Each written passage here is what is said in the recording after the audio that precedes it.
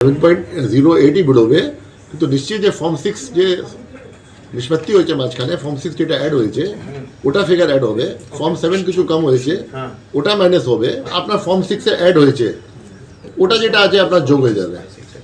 আর যে পুরানো রোল থেকে আপনার ডিলিট হয়েছে ওখানে লেখা হবে ডিলিটেড। আর যে আপনার সুপ্রিম কোর্টে যে অর্ডার হয়েছে, এরকম তো কোনোদিন আগে রোল তৈরি হয়নি, যেখানে এডুকেশন হচ্ছে ওখানে লেখা হবে আন্ডার এডজুডিকেশন। নির্বাচন কমিশনের তরফেও জানানো হয়েছে যে ভোটার তালিকায় ভাগ করা থাকবে ক্যাটেগরি। যাদের নাম বাদ যাচ্ছে তাদের নামের পাশে ডিলিটেড লেখা থাকবে। প্রায় 60 লক্ষ যাদের নথি জুডিশিয়াল অফিসাররা খতিয়ে দেখছেন তাদের নামের পাশে আন্ডার অ্যাডজুডিকেশন লেখা থাকবে। এরপর যত আবেদনের নিষ্পত্তি হবে তাদের নাম পৃথক সাপ্লিমেন্টারি তালিকা হিসেবে ঢুকে জুড়ে যাবে মূল তালিকার সঙ্গে। এটা যে লিস্ট হবে 28 তারিখ ফাইনাল লিস্ট হবে, and जे भी আপনার লোক এলিজিবল হবে to vote as per RP act up to last date of nomination, those will be deemed to be final list. দীর্ঘ কয়েক মাসের চূড়ান্ত টানাপোড়েনের পর আজই কিন্তু সেই দিন যেদিন পাওয়া যাবে ফাইনাল ভোটার লিস্ট, আর তা নিয়ে একেবারে শেষ মুহূর্ত রাজনৈতিক চাপানোতর একেবারে কমে। বিজেপি এটাই বলছে, আমরা বলছি 1 থেকে 1.5 কোটি ভুয়ো নাম আছে। এই নামগুলোকে বাঁচাবার জন্য এত নাটক মমতা ব্যানার্জি লোকেরা করেছেন। 1.5 কোটি লোককে নোটিশ দিয়েছেন ওনার কর্মচারীরা। 58 লক্ষ নাম ফর্ম ফিল আপে বাদ চলে গেছে, তারপরেও 1.5 কোটি লোককে নোটিশ করা হয়েছে। তার মধ্যে 50 লক্ষ লোক আসেনি, মানে 1,15,00,000 নাম তো গেলই। এরপরে যে নাম বাদ চাচ্ছে তার থেকেও বাদ যেতে পারে। বাকি ডিসপুটেড যেটা আছে ধীরে ধীরে সমাধান হবে, সাপ্লিমেন্টারি লিস্টে এসে যাবে।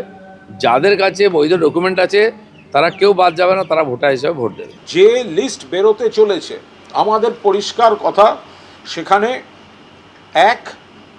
কোনো বৈধ ভোটার বাদ যাবে না, বাদ দেয়া চলবে না। আর 2, ওই রাজ্য থেকে কপি পেস্ট করে কোনো ভুয়ো ভোটার রাখা যাবে না। তো এখন যদি কোনো বৈধ ভোটারকে কোনো একটা, তার বাবা লেখেন বন্দ্যোপাধ্যায়, ছেলে লিখেছে ব্যানার্জি, কেটে দিলেন, তা তিনি প্রতিবাদ করবেন না? এসআইআর নিয়ে রাজনৈতিক উত্তাপের আবহে তৈরি রয়েছে পুলিশও। আমরা পুলিশের পক্ষ থেকে একদম সজাগ আছি, জন্য কোন ভুল ভ্রান্তি না হয়, কোনো এরকম রুমার্স না ছাড়ায় আমরা কিন্তু চেষ্টা করছি, জন্য সবাই জানে কি এই যে প্রসেস চলছে সুপ্রিম কোর্টের নজরদারিতে চলছে, they are keeping track of everything.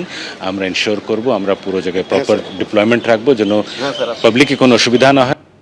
আজই কিন্তু এসআইআর এর চূড়ান্ত ভোটার তালিকা প্রকাশিত হবে। তবে এই মুহূর্তে সবথেকে বড় প্রশ্ন এটাই যে আমরা কিভাবে এসআইআর এর এই চূড়ান্ত ভোটার তালিকায় নিজেদের নামটা খুঁজে পাবো, নাম আছে কিনা তা কিভাবে জানা যাবে? নির্বাচন কমিশনের ওয়েবসাইটের মাধ্যমে এবং নির্বাচন কমিশনের মোবাইল অ্যাপ্লিকেশনে। আর মাত্র একদিন, রাত পেরোলেই যাবতীয় অপেক্ষার অবসান। শনিবার এসআইআর এর রেজাল্ট আউট, প্রকাশিত হবে চূড়ান্ত ভোটার তালিকা।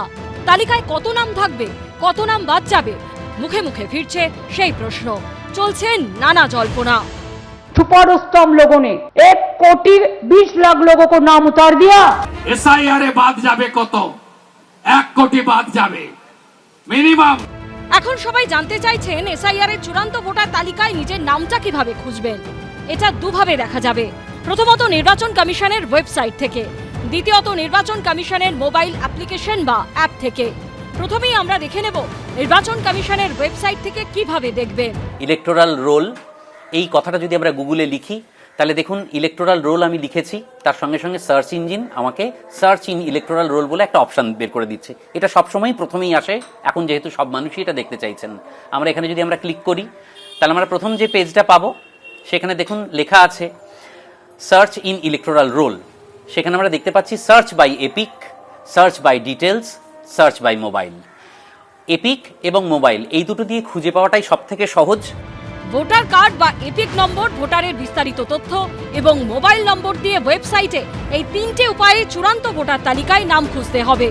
প্রথমে দেখে নিন এপিক দিয়ে নাম খুঁজতে চাইলে কি করতে হবে।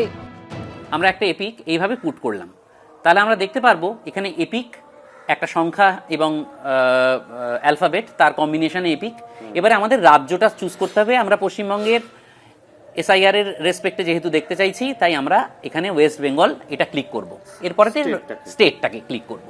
তারপরে এখানে একটা ক্যাপচা বলে বস্তু থাকে, সেই ক্যাপচাটা যথাযথভাবে পুট করতে হবে। ক্যাপচাটা পুট করব, আমরা ক্যাপচা পেয়ে গেছি। এবার সেই অনুসারে আমরা সার্চ মারব। সার্চ মারলেই তার একটা প্রত্যেক এপিকের এগেনস্টে একটাই রেজাল্ট দেখাবে। ভোটারের বিস্তারিত তথ্য দিয়ে কিভাবে সার্চ করবেন? সার্চ বাই ডিটেলস দেখলেই প্রথমেই দেখাবে সিলেক্ট ইউর স্টেট। তাহলে আমাকে প্রথমে স্টেট অর্থাৎ ওয়েস্ট বেঙ্গল এটা আমাকে দেখতে হবে।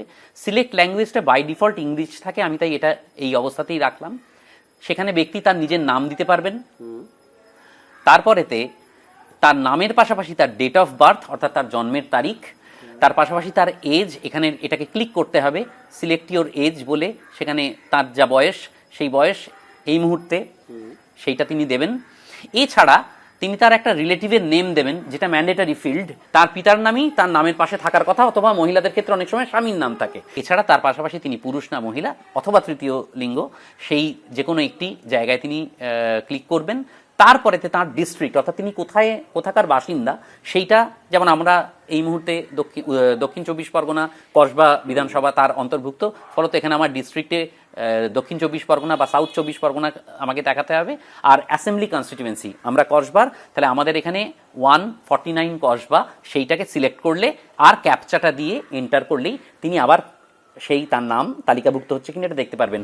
মোবাইল নম্বর দিয়ে সার্চের ক্ষেত্রে কি করতে হবে? সার্চ বাই মোবাইল এই হচ্ছে আমাদের অপশান। তাহলে এক্ষেত্রে মনে রাখতে হবে আমার ভোটার যে আমাদের যে এপিক, সেই এপিক নিশ্চিতভাবেই আধারের সঙ্গে রিলেট করা রয়েছে, কারণ ইতিপূর্বে আমরা এটা দেখেছি। এবং সেক্ষেত্রে আমার মোবাইল নাম্বারই আমার অথেন্টিকেশন হিসেবে কাজ করবে। তাই আমরা প্রথমে স্টেটটা সিলেক্ট করব, ওয়েস্ট বেঙ্গল দিলাম। সিলেক্ট ল্যাঙ্গুয়েজ আমরা জানি নর্মালি এটা ইংরেজিতে রয়েছে, আমরা সেটাই দিলাম। এরপর আমরা যদি একটা নাম্বার দিই, তাহলে আমরা সেই নাম্বারের ভিত্তিতে দেখতে পারবো। এখানেও একটা ক্যাপচা থাকবে, এখানে একটা সেন্ড ওটিপি হবে। যে নাম্বারটাতে রেজিস্টার করা থাকবে আমরা সেই রেজিস্টার নাম্বারটাতে এটা দেখতে পারবো। যারা নির্বাচন কমিশনের মোবাইল অ্যাপ্লিকেশন বা অ্যাপ থেকে সার্চ করবেন, তাদের ক্ষেত্রে প্রথমে প্লে স্টোর থেকে ইসিআই নেট অ্যাপ্লিকেশনটি ডাউনলোড করে ইনস্টল করতে হবে। তারপর এই অ্যাপের নাম খুঁজবেন কি করে? Search your name in voter list বলে চতুর্থ ডান দিক থেকে যদি আমরা দেখি, এই যে আমি ক্লিক করলাম এবং সেখানে একটা এপিক নাম্বার আমরা দেয়া, এবং সেই এপিক নাম্বারে সার্চ করলাম এবং সেই একইভাবে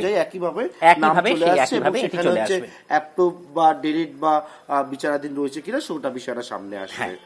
all political parties, 8 recognised political parties CO office থেকে পেন ড্রাইভ পাবেন গোটা স্টেট জন্য।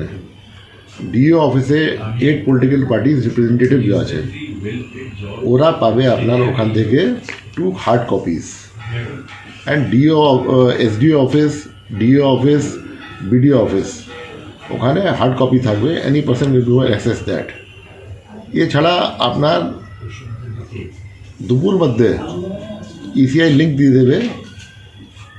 ইসিআই নেটে ইসিআই যে সাইট আছে, অন্য সাইট যেটা আছে, ওর অ্যাপে যেখানে যে কোনো ভোটার অ্যাপে কার্ড দিয়ে অ্যাক্সেস করতে পারবে ওটা।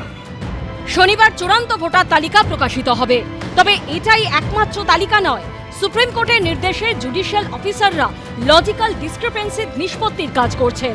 এই প্রক্রিয়া চলবে, সেই মতো অতিরিক্ত তালিকাও প্রকাশিত হতে থাকবে।